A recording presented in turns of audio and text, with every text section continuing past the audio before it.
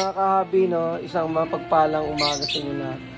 So, pinababa ko sana ko tong pansamantala tong higaan, no? Kasi nananakit yung balakang ko. So, okay naman. At mas na-relax ako. So, ito yung ating, So, pag may bisita naman, naalisin ko tong higaan na to. So, ito yung ating barracks, no? Sa ibon, isda. Yan, ito yung ating yung sa likod, no?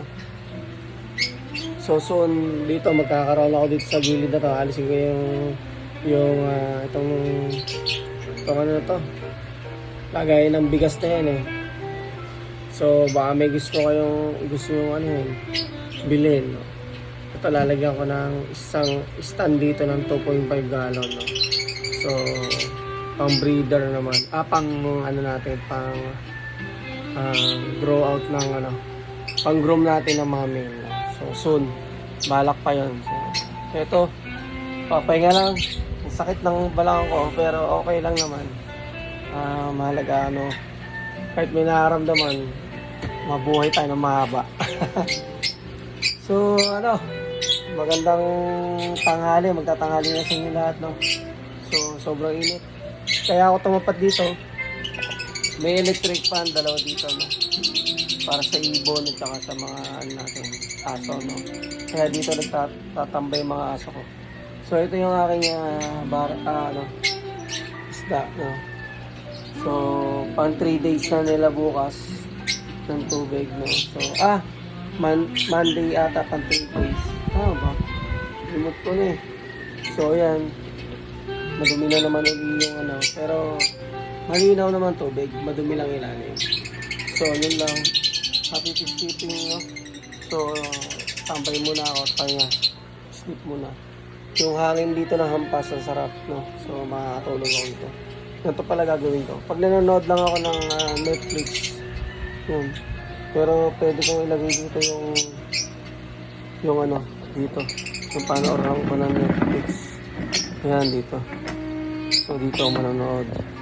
So, magpapahinga muna ako sa upuan na yun kasi ang sakit. Sobrang sakit ng upuan na yun. Yun yung isa. Kasi yung balakang ko masyadong So, kahit anong mangyari sa atin, no?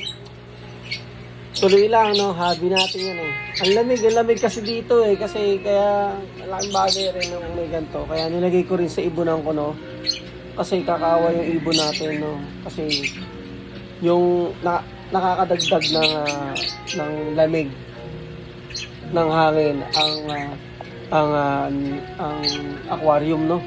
Itong mga side natin na may tubig, no? Nakakatulong sa pagpapa-refresh ng ibon natin, yung pampakalma ng unti. Kasi ang yero natin, yero lang, walang kisame. So far, wala pa tayong kisame. Pero hindi natin yung need na.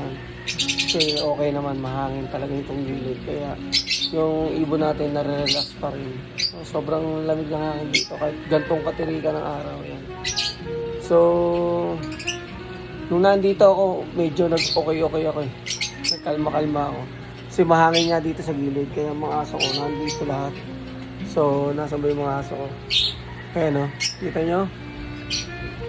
Papagulong pa yun sa amo niya. Diyan na ako pwesto yan lagi dito sa hallway na yan at mahangin.